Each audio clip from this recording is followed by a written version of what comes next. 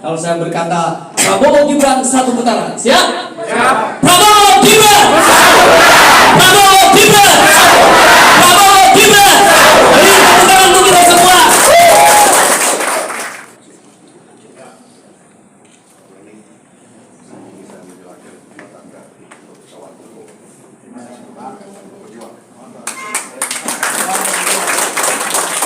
Baik, terima kasih Bapak Ibu. Yes, I can. Yes, I can. Yes, you can. Yes, you can. We are together. We are together. Prabowo Subianto Gibran, Presiden 2024 dan Wakil Presiden 2024 sampai 2029.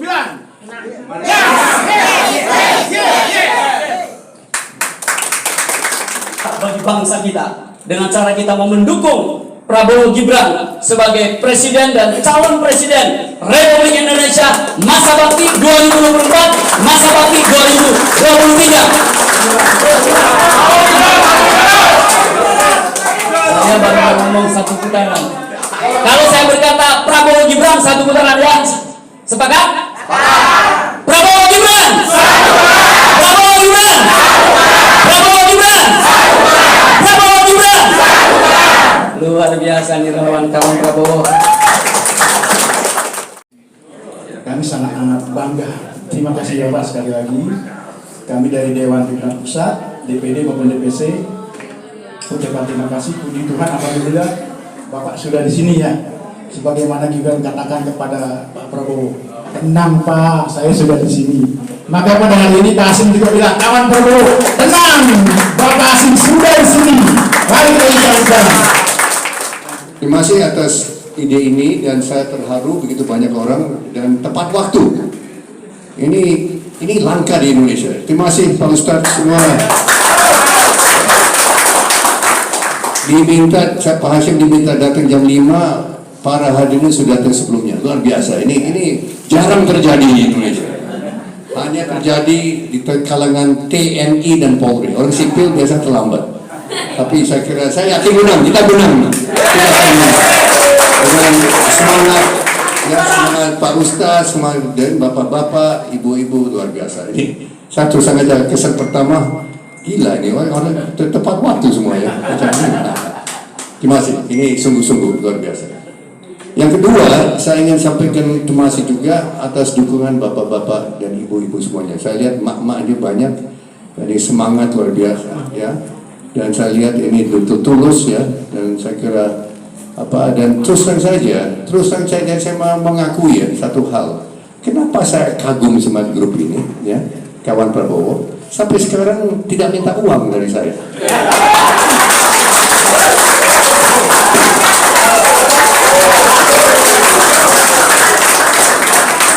Saya bersaksi, kawan-kawan ini dan ibu-ibu ini nggak pernah uang minta, sampai sekarang nggak minta uang.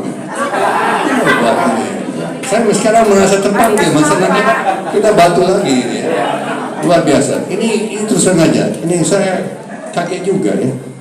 Luar biasa ini. Betul-betul kan? Ini saya yakin menang lagi ya. Terus saja banyak proposal ya, sekali 5 tahun ya. Proposal ada yang 75 miliar, 45 miliar. Ya, ada 70, ada 45 dan ini dan itu dan terus saja dari Vox ini juga ya, dari Pak Hoposan ya, berdiri Pak, kita tepuk tangan juga tidak minta uang dari saya. Ini luar biasa ya. Beliau ini Katolik, beliau Katolik luar biasa. Ya, kita hadir Ustadz Islam kita ya Katolik, saya lihat ada Hindu di sini terus ada ya luar biasa. Selanjutnya saya mau sampaikan beberapa hal ya untuk agar supaya Pak Ustadz, bapak-bapak, ibu semua tahu kenapa Prabowo berjuang. Prabowo kalah berapa kali tapi tidak patah semangat. Ya, jatuh bangun lagi, jatuh bangun lagi, jatuh bangun lagi, itu prajurit kan?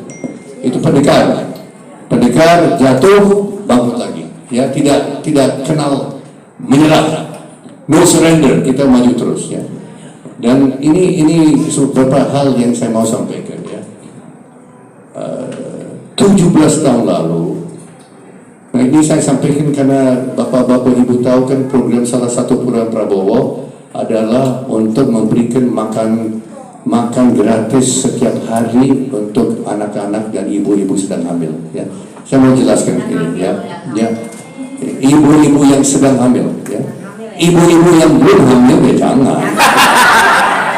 Ini jangan jadi hamil untuk dapat uang. Bukan, tapi ibu yang sedang hamil itu kenapa? Saya mau jelaskan ya. Ya, tolong ibu dengerin dulu ya. Ya. Pak Prabowo panggil saya 17 tahun lalu. Ini saya supaya Bapak baru tahu latarnya. Kok bukan dari langit ini idenya. Ini program sudah lama. Prabowo sekarang besar hati, ya bersemangat karena dia lihat dia sebentar lagi akan melakukan satu program yang dia dari dulu 17 tahun sampai sekarang dia apa ya, terobsesi. Bahasa Indonesia apa ya, terobsesi ya. Dia mikirin apa. 17 tahun lalu dia panggil saya tinggal di luar negeri waktu itu Pak, di London. Saya tinggal di luar negeri, saya pulang setiap bulan nengok ibu kami yang sedang sakit. Terus dia panggil saya, dia bilang dia prihatin dengan kondisi anak-anak di Indonesia yang banyak mengalami kondisi namanya stunting. Saya nggak tahu itu stunting. Saya nggak paham apa itu stunting.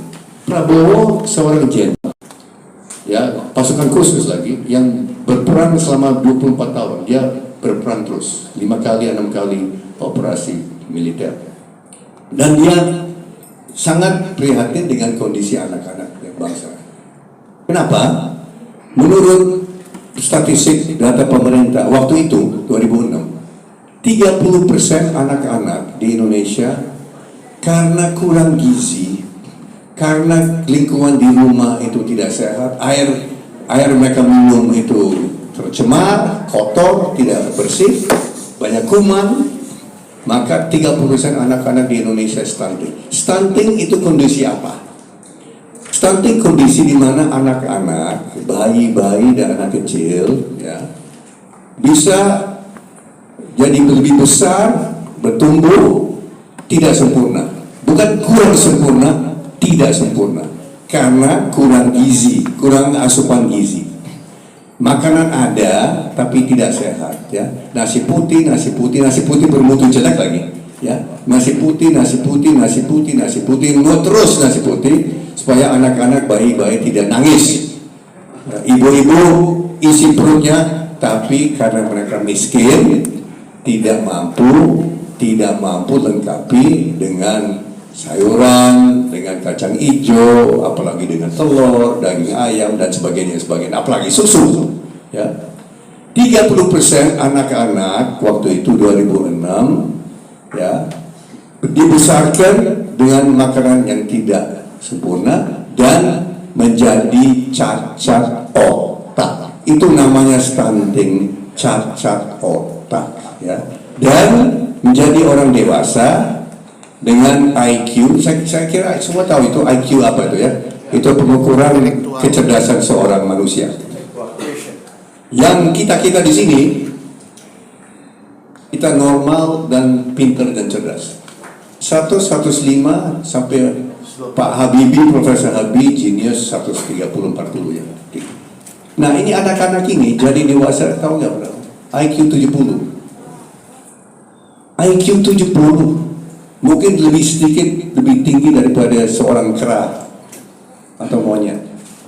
Ya, ini sungguh-sungguh ini data dari. Nah ini Prabowo sangat prihatin tahun 2006. Belum ada partai kita, belum ada Gerindra, ya, belum ada, dan belum ada pemikiran untuk mendirikan partai. Tahun 2006 kami belum punya ide untuk bikin partai. Ya.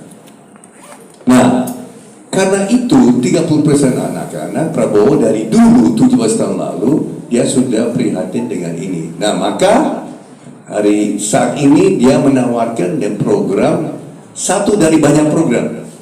Ada banyak program, saya bisa sampai malam ya bicara, tapi saya mau jelaskan ini kenapa, karena kita sekarang diejek, ya Prabowo dihina, diejek, ini program apa, ini makanan gratis, apa susu, apa, uangnya dari mana dan sebagainya ya. So saya ambil kesempatan hari ini untuk menjelaskan latar belakang dari program ini, karena saat ini 24% anak sekarang menderita stunting. Menurut pemerintah 24. Waktu Prabowo bicara sama saya 30, kemudian 2013-14 Prabowo maju pertama kali jadi capres, waktu itu 38% anak stunting. Di NTT ada kawan kita dari NTT atau Timor di sini tidak ada ya. NTT paling parah waktu itu. 2013 56% anak-anak NTT, Flores, Timor, Sumba, Alor 56% stunting. Berarti apa? Berarti bahwa lebih dari separuh rakyat NTT nanti bodoh. IQ 70. Lebih dari separuh rakyat NTT. Tapi kita jangan pikir aja NTT, Jawa Timur juga. Jawa Timur ini 5 tahun lalu ya, Kubalan. 5 tahun lalu ada statistik dari Kementerian Kesehatan 2018. Di Jawa Timur, di Sidoarjo 1 jam dari 40% stunting. Lamongan, Lumajang, Probolinggo, Pamekasan, Bangkalan, aduh, sedih saya. 44-52% anak stunting. Anak Jawa Timur, salah satu provinsi yang paling kaya, kok 40% minimal anak-anak stunting. Orang Jawa Timur jadi nanti 40% orang bodoh. Dari buruh pelabuhan nggak bisa. Mungkin jadi pemulung. Mungkin tukang becak mungkin. Dia melamar jadi ASN, pegawai negeri, ditolak. Melamar sebagai guru, ditolak. Melamar sebagai prajurit, ditolak. Melamar sebagai apa, ditolak semua, ditolak karena IQ 70. Maka Prabowo berniat dari dulu, kita mau menghapus stunting sekarang 20%, tujuan kita 0%. 0%, itu tujuan. Prabowo bisa bilang sebelum dia dipanggil Tuhan, dia mau tujuan dia 0% stunting di Indonesia, itu tujuan dia 0% ya. Dan kita tidak bisa masuk jadi negara makmur dan maju kalau 30%, 20% anak-anak kita stunting, nggak mungkin ya.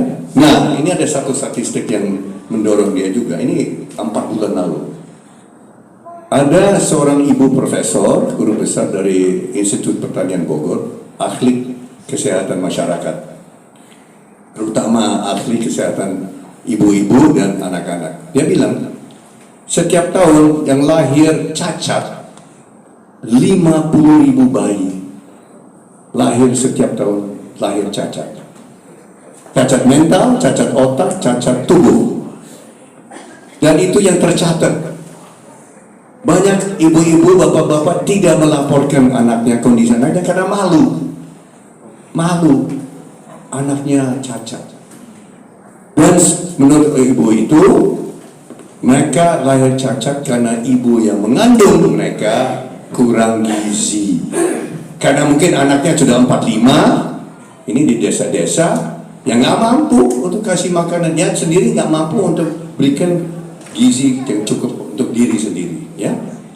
Karena sibuk cari 1 telur dibagi 5 kalau ada telur, ya nggak.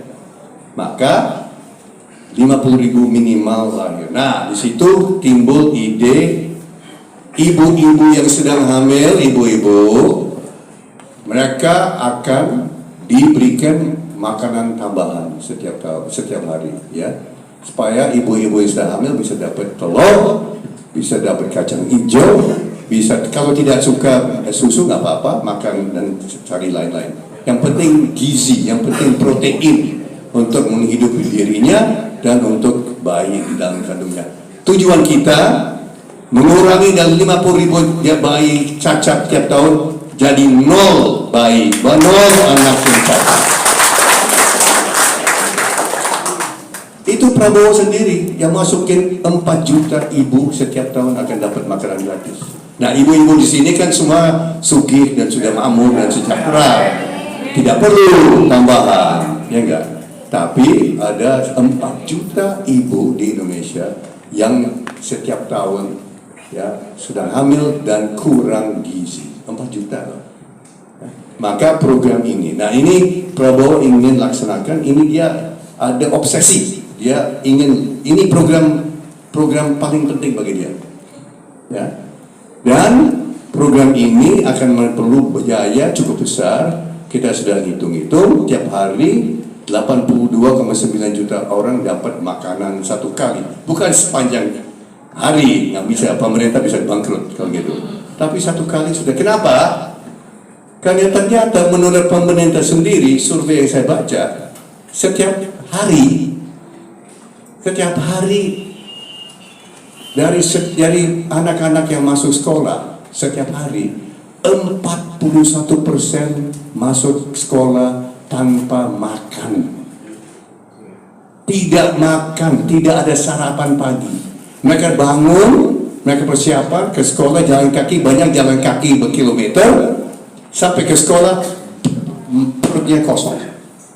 41%. Ini sangat-sangat menyedihkan. Dan Prabowo sangat sedih. Dan dia sudah bersumpah pada diri sendiri, ya.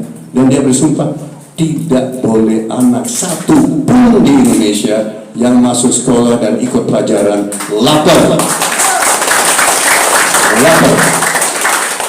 Anak-anak mungkin pada awal ini sekolah dikasih biskuit supaya ini, dan makan siang sebelum mereka pulang mereka dapat kenyang, mereka dapat susu, mereka dapat kacang hijau, mereka dapat telur, satu telur tidak dipotong-potong, satu anak satu telur tiap hari,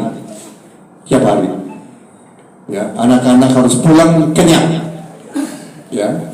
Dan Prabowo sendiri cerita sama saya sudah berapa tahun, kalau anak-anak pulang dari sekolah kenyang, ya, kan cerah, ya, cerah, cerdas, kuat, pulang main bola di rumah. Ibu-ibu yang tunggu mereka di rumah juga loh, anak saya kok, ibu-ibu juga bahagia. Ya saya kira betul ya. Ibu-ibu, istri saya kalau anak saya pulang, sekarang cucu saya pulang sakit, kami saya juga, ya kakeknya yang kakunya saya, ya, saya juga prihatin. Neneknya, istri saya prihatin kalau setiap kita dengar anak sakit. Nah, ibu lihat anak-anak pulang main saat ini, ibu bahagia. Nah, bapak-bapak pulang dari kantor, pulang dari ladang, pulang dari kapal nelayan, istri senyum, istri bahagia. Kenapa? Karena anak bahagia dan anak sehat. Bapak-bapak juga jadi jadi senang, betul nggak? Saya seorang kakek, wah kalau cucu saya senang dan istri saya tenang, senyum, saya happy ya, saya juga happy, betul nggak? Ini bapak-bapaknya waras ya, ya ada yang kurang waras ya udahlah ya, tapi yang waras, yang normal, yang biasa ya happy. Nah kalau semua happy, berarti bangsa Indonesia juga happy dong. Tawuran yang berkurang, ya enggak, perkelahian berkurang. Ya begal apa namanya? Begal ya seharusnya berkurang kan? Ya enggak ya? Berarti kita semua nyaman. Ya tidak ada ibu-ibu yang ke pasar diganggu, ya enggak, betul enggak? Ya kita ini sebetulnya pemikiran Prabowo. Ya. Ini semuanya, ini hanya bukan makanan ya, ini satu program yang kita harus cari secara menyeluruh. Ya. Ini program yang tujuannya untuk membahagiakan rakyat Indonesia. Ya, so ini, dan programnya mahal, 400 sampai 450 triliun rupiah. 3 kali anggaran TNI dan Kementerian Pertahanan. 3 kali. Kementerian Pertahanan tahun ini 137 triliun. Program ini 3 kali.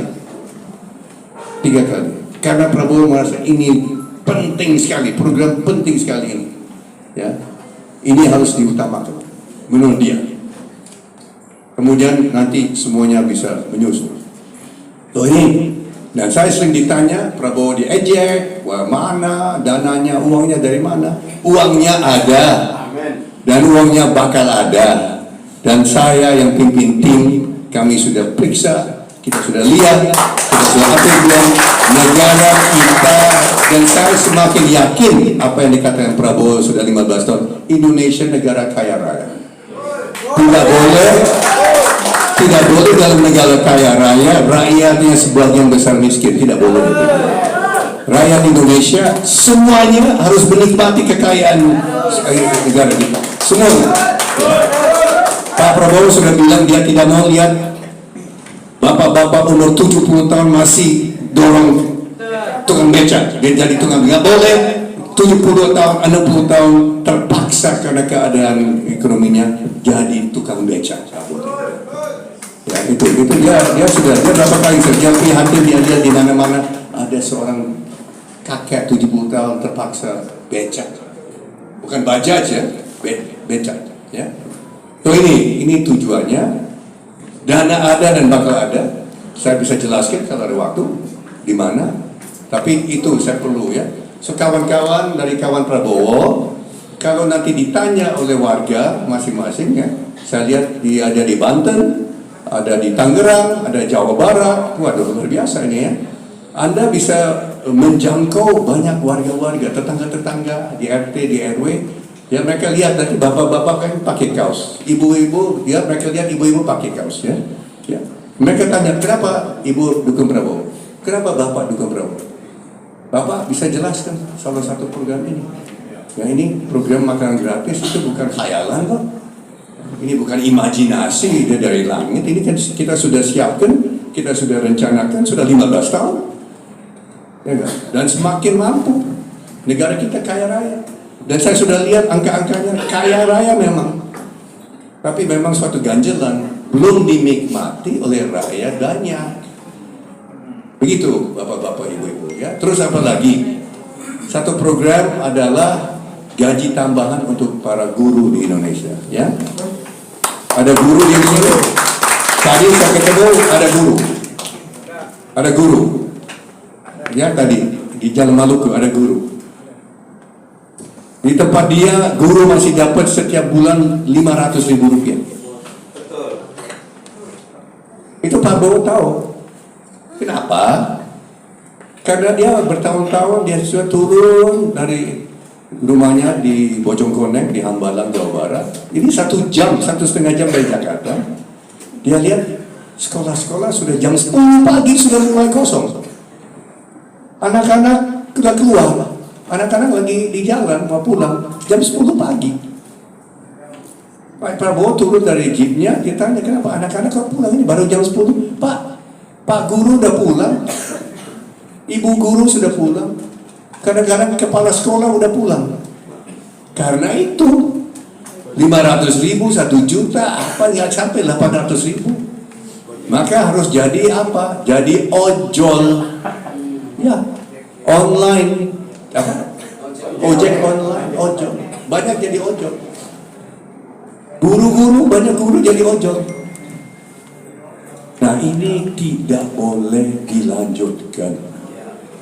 Kita harus memberikan kesejahteraan kepada mereka. Kenapa? Orang tua saya, orang tua Pak Prabowo guru. Ya guru ekonomi 50 tahun lebih jadi guru, ngajar. Guru ekonomi, guru besar ekonomi. Tapi guru besar itu guru. Ya. Dan kita bisa menghayati masalah-masalah yang kita hadapi oleh guru-guru di Indonesia. Maka kita akan rencana tahun pertama kita akan tambah gaji guru dan gaji honorer dan guru pesantren. Kita akan berikan 2 juta sebulan ya. Dan selama 13 bulan kan THR 13 kali 2 juta 26 juta kita kasih dengan harapan bahwa para guru ini bisa hidup lebih layak, lebih bermartabat, bisa luangkan waktu dan tenaga untuk mengajar anak-anak karena tugas mereka adalah itu. Ya. Tahun pertama 2 juta, tahun ketiga insya Allah kita tambah 3 juta, kita 4 juta, kita terusnya. Nah program itu karena ada 4 juta guru kurang lebih menurut pemerintah, termasuk guru honorer 537.000, mungkin lebih atau sedikit. Ini akan makan perlu dana 105 triliun rupiah. Tidak kecil, tapi ini penting dan harus ada. Dan saya bisa laporkan ke bapak-bapak, ibu-ibu, dana ada dan bakal ada. Ya. So kita akan berikan bulan pertama Prabowo Presiden kita tambah 2 juta setiap guru. Dengan ini kita berharap bahwa pengetahuan anak-anak akan meningkat. Ya. Ibu-ibu, bapak-bapak guru akan terangsang untuk lebih banyak waktu untuk mengajar. Ya. Tidak kesini kesana untuk naik banyak. Ya, bisa paham ya. Terus ada program lain. Kita akan mulai dengan program yang sampai sekarang ini belum ada. Ini adalah pembangunan rumah di desa-desa di Indonesia. 75.000 desa akan kita bangun di setiap desa, kurang lebih 20-30 rumah setiap tahun di desa-desa ini. Ini kurang lebih kita target tahun pertama 2 juta rumah di desa-desa di Indonesia. Dari Aceh sampai Papua kita akan nanti target kita 10 tahun presiden kita mau bangun paling sedikit 20 juta rumah di desa-desa. Ini akan berikan di masyarakat pedesaan, ya kita akan berikan rumah, kita bangun untuk rumah yang layak, ya dengan listrik, dengan air bersih, ya air kotor kita air bersih. Kita nanti lantai-lantai di pedesaan tidak boleh ada lantai dari tanah. Itu tidak becek-becek dan penuh dengan cacing-cacing. Ini mengganggu kesehatan anak-anak. Setiap rumah harus ada lantai-lantai tegel seperti itu. Ya. Nah itu apa? Ini akan merangsang kita ciptakan suatu kondisi lebih sehat bagi rakyat kita di pedesaan. Ya. So 2 juta rumah di pedesaan, kita nanti di kota-kota kita akan meningkatkan jadi 1 juta rumah, 1 juta unit. Di kota-kota besar kita akan bangun apartemen. Karena di kota-kota seperti Jakarta tidak ada lahan lagi. Untuk setiap orang punya rumah tidak ada lagi. Semua kota-kota besar di dunia yang modern, semua itu naik ke atas. Kita bangun, yang mungkin yang pernah ke Singapura atau Hong Kong, kita bangun ke atas. 20-30 lantai ke atas. Ya. Dan tujuan kita adalah semua tempat daerah kumuh di kota-kota besar kita akan gantikan dengan gedung-gedung bertingkat. Ya. Tujuan apa? Air bersih, listrik, internet, anak-anak bisa belajar dengan baik, bapak-bapak bisa kembali dari pekerjaan tempat yang layak, bukan tempat-tempat kumuh.